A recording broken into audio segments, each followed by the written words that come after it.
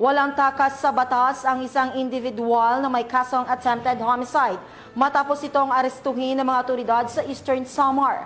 Patrolwoman Cristel Palafox sa balita. Nahuli ng mga otoridad ang isang lalaking wanted person na may kasong attempted homicide sa Barangay Santo Tomas, Sulat, Eastern Samar. Naresto ang akusado bandang alas 10:30 ng umaga ng mga tauhan ng Sulat Municipal Police Station kasama ang Eastern Samar Provincial Intelligence Unit, 801st Maneuver Company, Regional Mobile Force Battalion 8 at Regional Intelligence Division, Regional Special Operations Unit 8. Sa bisa ng warrant of arrest para sa kasong attempted homicide na may nirekomendang piyansa na 36,000 pesos para sa pansamantalang kalayaan. Dinala ang akusado sa Sulat MPS para sa kaukulang dokumentasyon at tamang disposisyon. Ang operasyon ay naging matagumpay sa pakikipagtulungan ng mamamayan upang mapaigting ang kampanya kontra kriminalidad para mapanagot ang mga taong may sala sa batas at mapanatiling ligtas ang komunidad tungo sa bagong Pilipinas.